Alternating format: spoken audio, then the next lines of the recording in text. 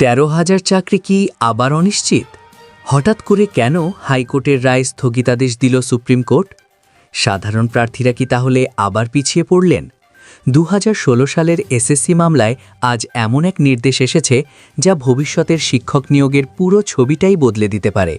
শেষ পর্যন্ত দেখুন, কারণ এই সিদ্ধান্ত সরাসরি আপনার ভবিষ্যতের সঙ্গে জড়িত। পশ্চিমবঙ্গের শিক্ষক নিয়োগ দুর্নীতি ও আইনি জটিলতার ইতিহাসে ২০১৬ সালের এসএসসি মামলা একটি অত্যন্ত গুরুত্বপূর্ণ অধ্যায়। দীর্ঘদিন ধরে চলতে থাকা এই আইনি লড়াইয়ে এবার একটি বড়সড় মোড় এলো। দেশের সর্বোচ্চ আদালত সুপ্রিম কোর্ট ২০১৬ সালের এই নিয়োগ প্রক্রিয়ার একটি নির্দিষ্ট অংশের ওপর গুরুত্বপূর্ণ নির্দেশ দিয়েছে, যা চাকরি প্রার্থী এবং কমিশন উভয়ের জন্যই অত্যন্ত তাৎপর্যপূর্ণ। সুপ্রিম কোর্টের স্থগিতাদেশ ও পর্যবেক্ষণ।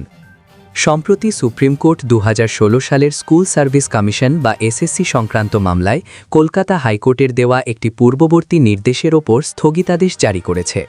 বিষয়টি মূলত পরীক্ষার্থীদের বয়সের ছাড় এবং আনটেন্টেড প্রার্থীদের নিয়োগ প্রক্রিয়ায় অংশগ্রহণ সংক্রান্ত। শীর্ষ আদালতের পর্যবেক্ষণ অনুযায়ী এই মামলায় মূল যে রায়ের পরিপ্রেক্ষিতে বয়সের ছাড় বা অন্যান্য সুবিধার কথা বলা হয়েছিল, তা আদতে শুধুমাত্র চাকরিরত বা ইন সার্ভিস আনটেন্টেড প্রার্থীদের জন্য প্রযোজ্য ছিল। হাইকোর্টের নির্দেশ ও বিতর্কের সূত্রপাত। এই জটিলতার সূত্রপাত হয়েছিল কলকাতা হাইকোর্টের বিচারপতি অমৃতা সিনহার একটি নির্দেশকে কেন্দ্র করে।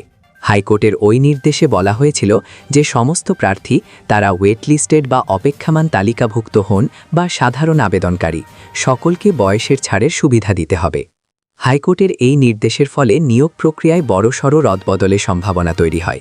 নির্দেশ অনুযায়ী সাধারণ পরীক্ষার্থী এবং কর্মরত পরীক্ষার্থীদের মধ্যে কোনো ভেদাভেদ না রেখে সকলকেই সমান সুযোগ দেওয়ার কথা বলা হয়েছিল।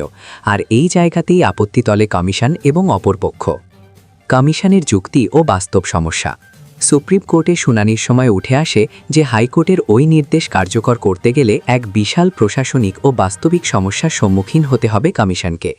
আদালতে পেশ করা যুক্তি অনুযায়ী বিপুল সংখ্যক প্রার্থী, যদি হাইকোর্টের নির্দেশ মেনে সমস্ত প্রার্থীকে চাকরিরত এবং সাধারণ নির্বিশেষে বয়সের ছাড় দিয়ে ডাকার ব্যবস্থা করতে হয়, তবে প্রায় ২,৬০,০০০ প্রার্থীকে নতুন করে সুযোগ দিতে হবে বা ডাকতে হবে। বাস্তবায়ন অসম্ভব। বর্তমান পরিস্থিতিতে দাঁড়িয়ে এত বিপুল সংখ্যক প্রার্থীকে ডেকে প্রক্রিয়া সম্পন্ন করা কার্যত অসম্ভব এবং অবাস্তব। প্রার্থীদের শ্রেণীবিভাগ। সুপ্রিম কোর্টে জোরালো যুক্তি দেওয়া হয় যে ইন সার্ভিস বা চাকরিরত প্রার্থীদের সঙ্গে সাধারণ আবেদনকারীদের গুলিয়ে ফেলা উচিত নয়। দুটির প্রেক্ষাপট সম্পূর্ণ ভিন্ন। এই সমস্ত যুক্তি শোনার পর এবং পরিস্থিতির গুরুত্ব বিচার করে সুপ্রিম কোর্ট শেষমেশ হাইকোর্টের সেই নির্দেশে স্থগিতাদেশ জারি করেছে। অর্থাৎ আপাতত ঢালাওভাবে সকল প্রার্থী বয়সের ছাড় পাচ্ছেন না এবং কমিশনকে এখনই ২.৬ লাখ প্রার্থীকে ডাকার জটিল প্রক্রিয়ায় যেতে হচ্ছে না। এই নির্দেশ কমিশনের কাছে কিছুটা স্বস্তিদায়ক হলেও হাজার হাজার সাধারণ চাকরি প্রার্থীর কাছে এটি নিঃসন্দেহে উদ্বেগের কারণ। ভিডিওটি যদি আপনার উপকারে আসে, এখনই লাইক করুন, আপনার মতামত কমেন্ট করে জানান। এমন গুরুত্বপূর্ণ নিয়োগ ও আদালতের আপডেট পেতে সাবস্ক্রাইব করুন। আর এই ভিডিওটি অবশ্যই আপনার বন্ধুর সাথে শেয়ার করুন, কারণ তথ্য জানা থাকাই আজ সবচেয়ে বড় শক্তি।